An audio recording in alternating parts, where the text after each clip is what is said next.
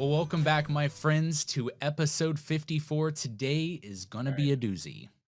Yeah, we've been talking and following the theme of building your team, right? So last episode we discussed how important it is to have a development team for your for your team, for each of its members, how to adjust that, and but what happens when the unthinkable happens and someone leaves your team?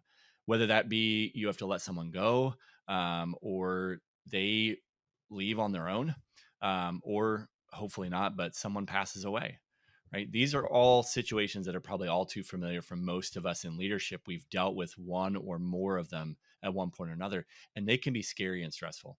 And really, how we view change within our team helps us to be able to continue to grow our team and ourselves, or it can render the team and our leadership completely ineffective. Mm. So, Blake, let's jump right in. Let's start today by talking about some of the mindsets around change, whether good or bad. Yeah, we lock ourselves into this scarcity based mindset a lot of times when it comes to team building. I think our aspiration is good here because we're like, oh, let's build the perfect team. Let's find the right people and build this team.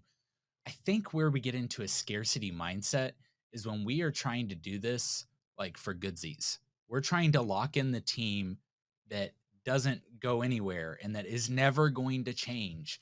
Like it would be great to have the early 90s Bulls forever, always out there. But my guess is they would not hold up today because No. time has changed, bodies have changed. There's so much change that happens, and we get stuck in this mindset of like we're never good enough unless we have the perfect team.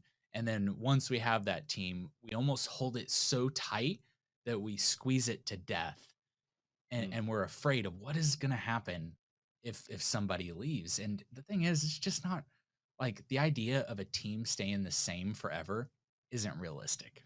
It's just not. uh, Like teams are going to change, people's perspectives are going to change, people's mindsets are going to change.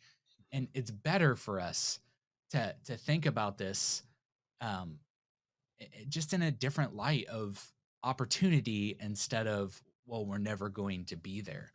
um, when we are in that negative scarcity based mindset, we almost foster this environment that keeps people locked into their current role and skill set. mm, And yeah. you need people like who are just complacent to fit that mold. Ugh, But you're trying to build the best team. So this right. is like the paradox is you need someone who is so hungry, but at the same time so not in order to fit that role.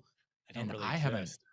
I haven't met that person. And Yeah. so we can just build better teams when we have the right mindset of perpetual building. We talked last week about building your farm league and building Mm, and developing your team. And that means having people on your team who don't have certain knowledge at times, which means you're going to want to have like these A players who are already fully vested, but A players don't just start out with all that knowledge. They have to be developed in that knowledge. So right. you're going to gain more margin when you build margin into your process and into your teams of, hey, we're going to be developing people constantly. I think we have this mindset that there are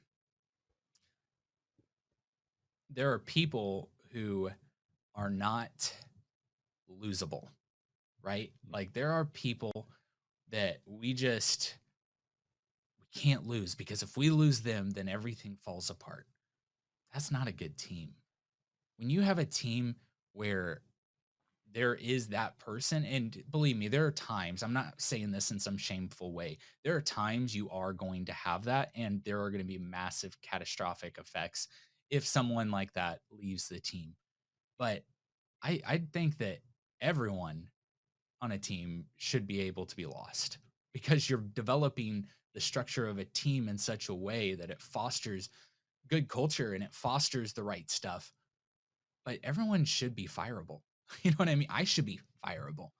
right. Like we shouldn't have that thing where everything falls apart if one person leaves. So I just think that, we want to build that margin in and have that expectation that we are going to be building and nobody is I think the word's protected, right? Mm, Nobody's got the golden calf, like you can't touch it kind of thing.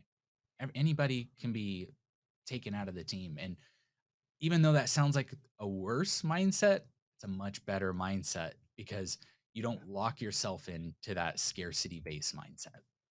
Yeah, for sure. I mean, I think it's important. You've kind of touched on it, but team changes are just so they're inevitable. They're going to happen, right? And as you were talking to about having the perfect team, I think even that is kind of a pie in the sky kind of thing where we set our sights on this, but the reality is, we're not going to have a perfect team because people aren't perfect, right? There's going to be deficiencies. There's going to be changes there with even within that team. So I think it's important that we get it out there in the open and we recognize and we acknowledge team changes are inevitable. Change in general is inevitable, right? Whether it's through hiring, that changes the dynamic of your team. If you have to fire somebody, that changes it. If somebody quits, or if there's just adjustments within the team, like if you've got people moving within departments, if you've got moving to different job sites, maybe if you're in the construction industry, if you have crew adjustments, maybe you just you're always at the same sites and now all of a sudden you're not at the same sites but your crew is still the same. Things like that can cause changes, lateral changes too. Maybe you've got a foreman who needs to move to a different site, um, or a team lead that moves to a different site and you're no longer with them. Organizational change too. If you're changing the structure or restructuring how your organization works or how it looks, all these things cause change to happen, right? And each of those changes are slightly different or very different depending on how you go about it. But these things are part of life. They're part of growing too. As we grow in an organization, we're going to get to a point where we realize change has to happen. Yeah, absolutely. And you just have to have the mindset that is ready and expecting this. And Mm, when you have that mindset and not like this, like I think we got to be careful. The mindset isn't like the world sucks, therefore everything's going to change. right. That's not good.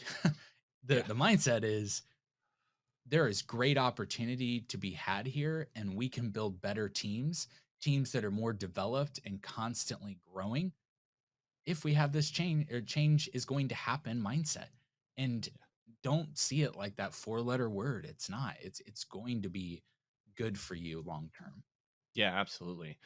But in that tone too, it can lead to stress, right? And I think a lot of times we help as leaders, we help create that stress.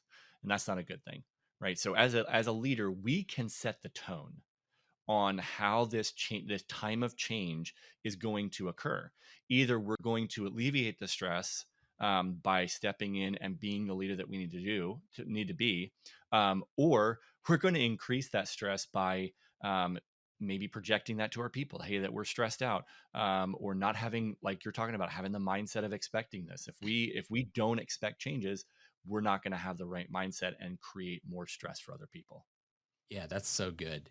The It is so true that this stress, like when leaders project stress, this is one thing that I think is maybe in our society a pretty big problem is that we not explicitly but like implicitly kind of celebrate stress Oh and yeah, like this workaholic and like the if hustle I mentality. seem, oh yeah, if I seem like everything's really chaotic right now, you're gonna agree with me and see that like I'm working hard and that this is what it is to be a leader. It's not.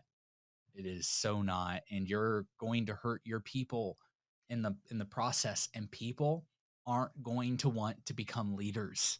When they Yeah. think leadership looks a lot like bondage, I Yes. mean, I don't think they're going to do it.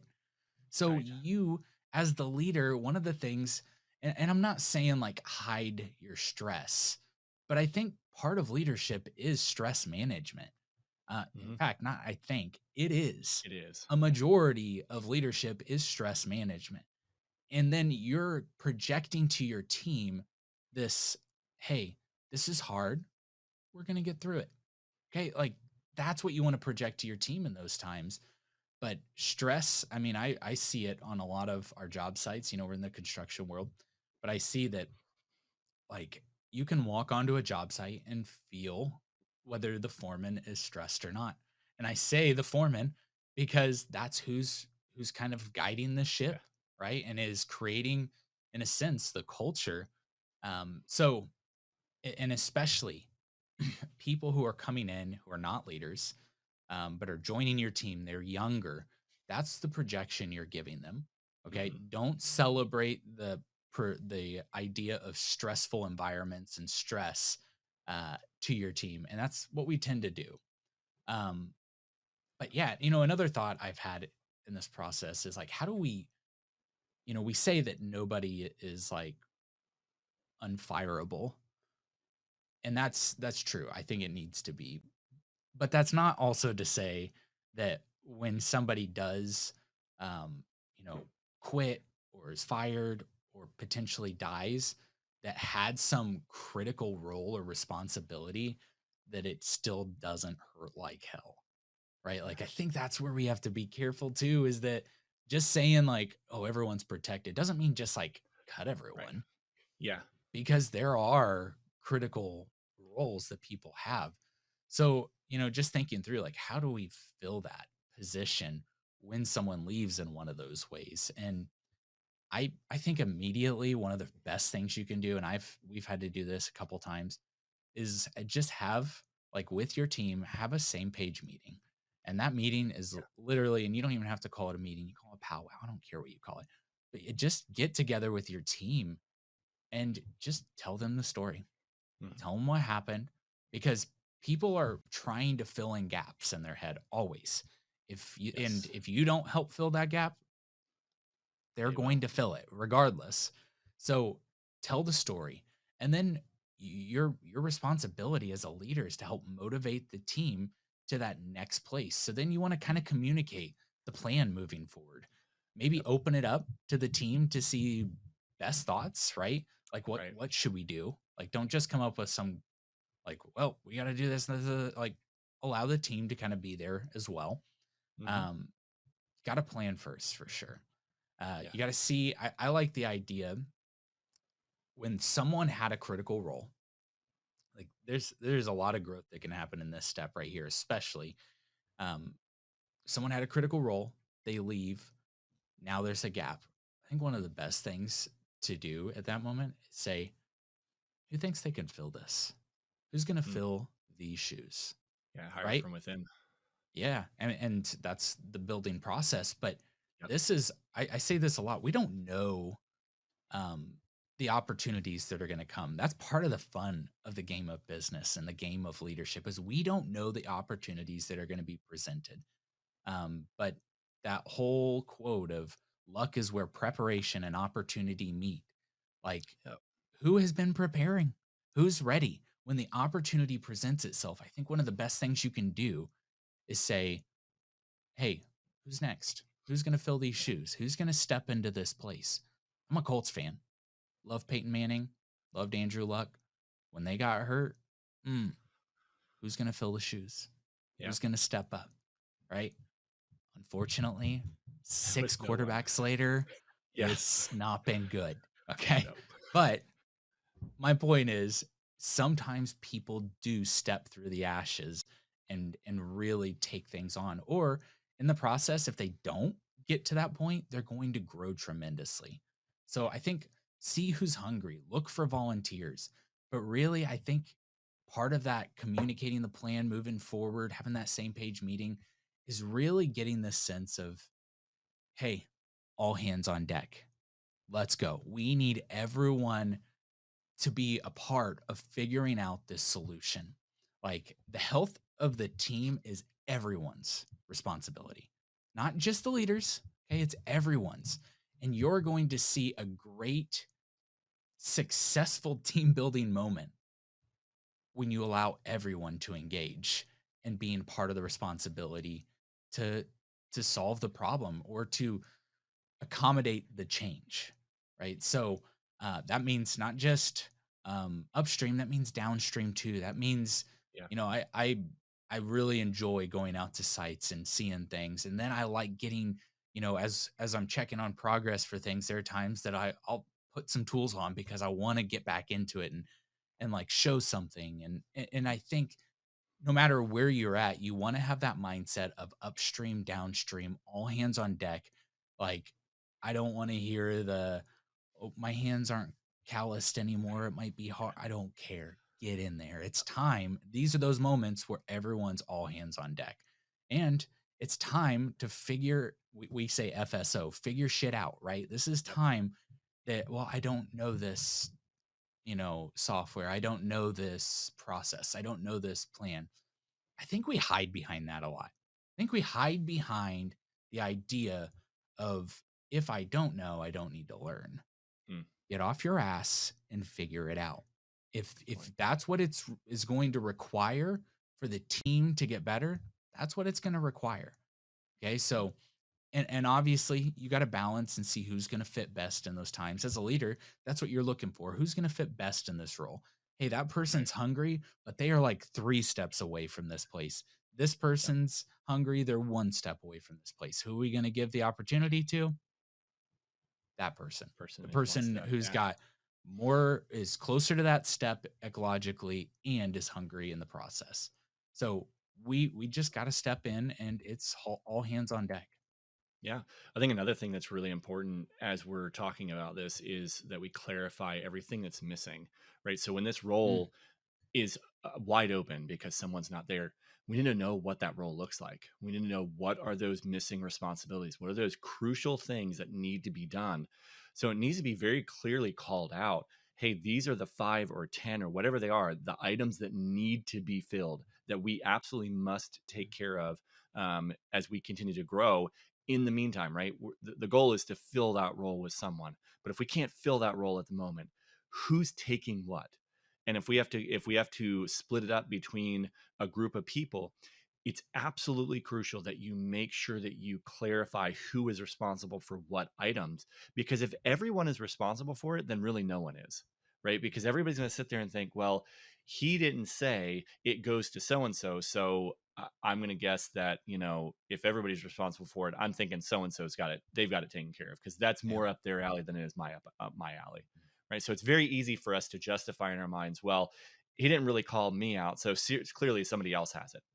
Um, and then as you continue this, right, this is where you then, as a final step, after you have communicated to your team, you've got a plan in place, you've gotten everybody on deck, you've clarified your responsibilities that need to be filled. Now you can start looking for someone outside the organization and inside the organization, if needed, to fill that role. And that's really, there's a good place to look for that, is I feel like people that you know. You can put out a job board ad, you're going to get probably a billion applicants. It's hard to tell that, who's going to be the best cultural fit. And we'll probably talk about that here in an upcoming podcast or two. But sometimes you may already know somebody in your mind that might fit that role, or at least you want to have a conversation with them. Now would be a good time to reach out to them and see if they're interested and want to fit that role. Yeah. But this is also why growing your team through transition is so important, right? This is, we talk about building your farm league. Well, it's probably better that this podcast would have been before that, to kind of Yeah, like highlight the why. true. Because when you're not building your farm league and those key roles do um, Mm, change for whatever reason, what are you going to do?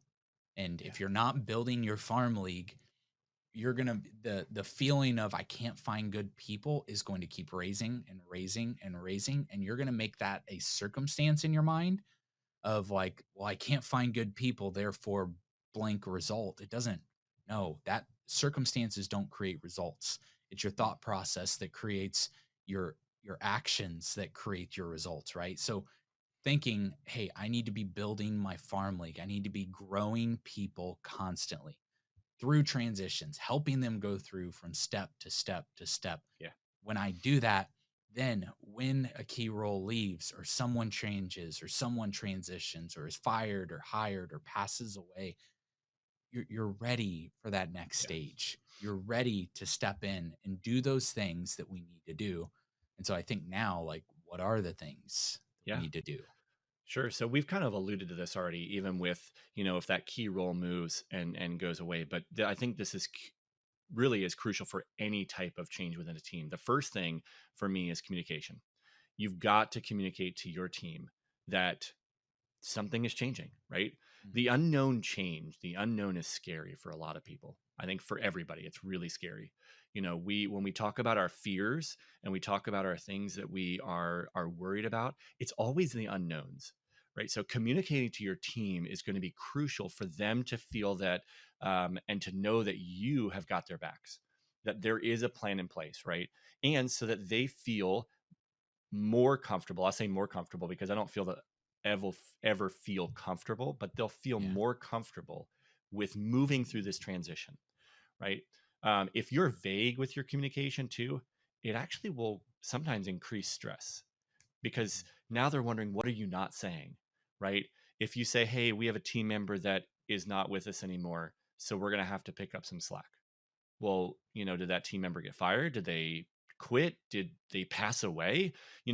That type of vagueness isn't always helpful. Sometimes that doesn't, and again, this doesn't mean you have to tell them everything, right? You don't have to go in the nitty gritty details of all the things that happened and all the things that precipitated this change, but giving them the information that affects them so that they understand what's going to be expected of them and what the next steps are going to be, right? That gives them the ability to know it's not as scary as it seems, and then Yeah. also be able to buy into moving to that next step, right? Yeah. You said this earlier, but your team's going to create a story in their mind of what happened Yeah. if you don't fill them in on it, right? Yeah. So it's something we've got to be communicative. We've got to give them that clarity. Yeah, because clarity is kind. Yeah, Clarity is a generous thing to be for somebody else or to do for somebody else.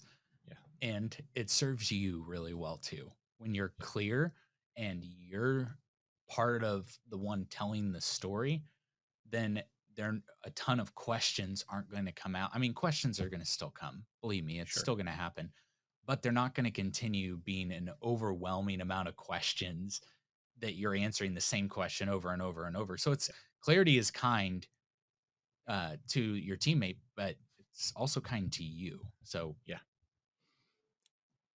Yeah, so we also need to be make sure that we are with that clarity giving expectations, right? So as things change, um, we've talked about laying out expectations in the past, but as things change, it's going to be crucial that you give these expectations to your team because now the team dynamics are changing. You have new members on the team that may or may not know what they're expecting, or you don't have members on that team and now you have extra roles and responsibilities that need to be clarified as to who's taking what, right? So give that expectation of what you need from each member of your team so that they have clarity.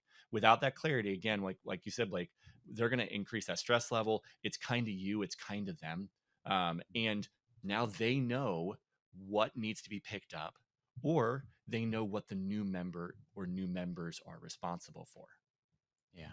Yeah. And it lets them see the ability to change too in the Mm, process. yeah, that's true. So when expectations are there, they see where they need to grow. They see what their responsibilities are that they're going to need to pick up. And again, this is if they're growing in this process. But I think also we've got to empower people to keep growing instead of trying to keep them in a position, just period. Like this again Yeah, is a mindset thing, but like it will build a team quick and it will continue to grow the company and the team at large when you're focused on empowering people to grow and empowering the idea of change instead of demonizing the word of change. Like think of even the term here when someone says you've changed, is that usually positive or negative? it's Like usually tends negative. to be tends to be negative, right? Yeah, um it and I think like if someone was to say that, I would hope that our motivations and our empowerment on the idea of change would be, I hope so. Like, I yeah, hope I've changed. right. Like, I hope I'm not the same person I was 3 years ago because I want to evolve to a better person. Well, you need and want your teams to evolve to that next team level.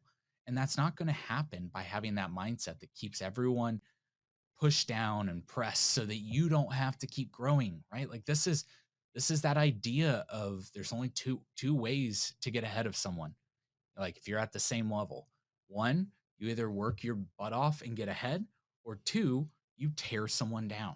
Okay, that's the only two ways. And the idea of trying to keep someone in some position that they never grow out of is this idea of, you know, I'm going to stay ahead by keeping someone down because I don't want to learn. I don't want to try new things. I don't want it to figure shit out. So it's easier just to tear someone down. Guess what? You tear them down. What happens? They leave. Next person comes in, tears down, leaves. Do you see how this doesn't grow at all? This whole Yeah. process, it's cyclical and it never grows to that next level. So I mean, in that process of that leaving, one of the main reasons people leave a company and a team, one of the main reasons is the ability or the perception of their ability to grow within a team. Mm. If they see that they don't have growth, see ya, or Yeah. at least the ability to grow, right? So Yeah. that's why, again, clarity is kind. That's why showing people growth processes and next Yeah. steps and direction is really important. Yeah, absolutely. I had a conversation with a guy this week about that specifically, about the development of a team and that perception of staying. And I think it was 94% of individuals would stay at their company if they have even just the perception of training and development put into them. That ability to grow is huge. With this too and changing, right? We need to establish and review processes and systems. So here's what I mean by that. Your organization operates off of processes. Everybody does, right? But maybe you have someone in your organization. I've been part of these organizations before where there's that one person that kind of holds all the keys to everything, and they just kind of know everything, right? And that's not a negative. They've just worked through a lot of different things. They've had a lot of experience, which is great. But they could, if that person leaves, now you have a significant issue because they held all the knowledge of how to do things in their own head, and it was never written down. It was never clarified, right? So as you go through these times of change, it's a really good opportunity to take some time to reflect on these. Make sure that you have your processes written down and in place. Make sure that your systems are there so that you can continue to operate with maybe a new person in it or a person missing because it's clear and understood as to what's expected and how to do it, right? um, this is important that your team also be a part of this process because you're not going to know all the pieces, right? You're not going to know every single step, and they're going to bring up better ways to do things. They're going to bring up items that they've done or the ways that they've done it in the past that's even better. Maybe they can, cut out 3 steps and make the process more efficient. Keep your team as part of that. Um, they know the things that are going to make this growth flow so much better. Yeah. Another thing to keep in mind, we alluded to this earlier, stay positive, right? Your team is going to take their cues from you. They're going to feel what you feel. And so we talked about this before. I'm a theater major, so my degree is in productions and theater and things like that. And one of the things that we used to talk about was when you're on the stage and you're playing a part, you have to your emotional level has to be higher than where you want the audience to feel, right? Because if you want them to feel this much, you have to come above them and feel extra because they're never going to come to the same level as you. The same thing is true with your team. If you're feeling down and depressed, they're going to feel so much worse than you will. If you're feeling positive, they're going to feel positive too, but not quite to the level you are. So don't be fake. I'm not saying be fake, but just keep in mind you projecting your feelings and how this is going to all go about affects the team more than you probably realize. They're Yeah. going to take those cues from you. And we said it before, we'll say it again. Change is usually a good thing. It's painful, but it's usually a good thing in the end. And if we have that right mindset, if we keep ourselves positive, we're going to be able to make it through that so much quicker, easier, and better, and keep our team growing through the whole process.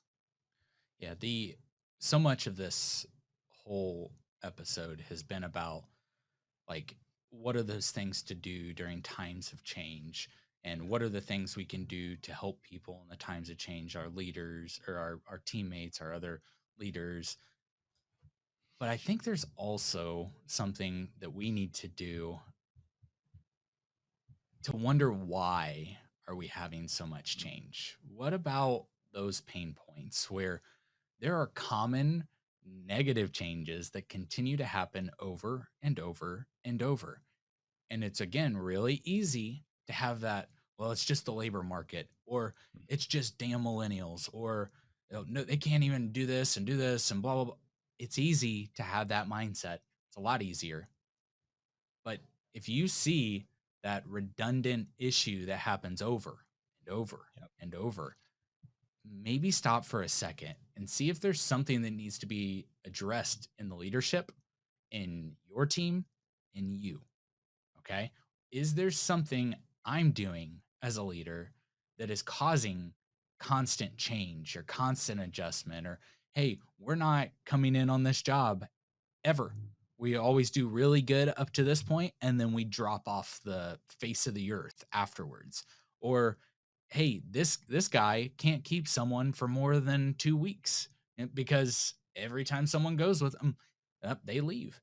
Right. If we're not paying attention to some of those factors, we're hurting our team too. We're losing opportunity in other people's development if you got a bad leader. Okay. So I think it's important, even as a leader, to identify what are those things in me that cause people to not want to be here. And I don't mean like, hey, it's got to be daisies and rainbows and people have got to be Right. smiling. If you're not smiling, you're lying. And that's not good. Okay. Yeah. Like you don't want to have that inauthenticity in an environment that is fake about culture, fake about growth, fake about development. You don't want that. Okay. But you do want to identify those things that are going to stand out and Yeah. potentially hurt in the long run. Absolutely. Remember, guys, change is inevitable. As leaders, we need to see change as an opportunity and not as a negative situation. Our mindset helps on change. Really, our mindset on change helps us determine how we're going to deal with the change that's in front of us. Scarcity tells us that we should have, or rather than what we can. When change happens, communicate to your team. Be clear about expectations. Empower them to keep growing. Give them that opportunity. Show them that they can. Take time to review your processes and your systems. Make sure that you've got them in place. Stay positive. And then at the end, make sure you're taking that time for the self reflection, for the pain points of where you may need to grow or you may need to change. Thanks for joining us this week on the Ridgeline Leadership Podcast. See you guys next time.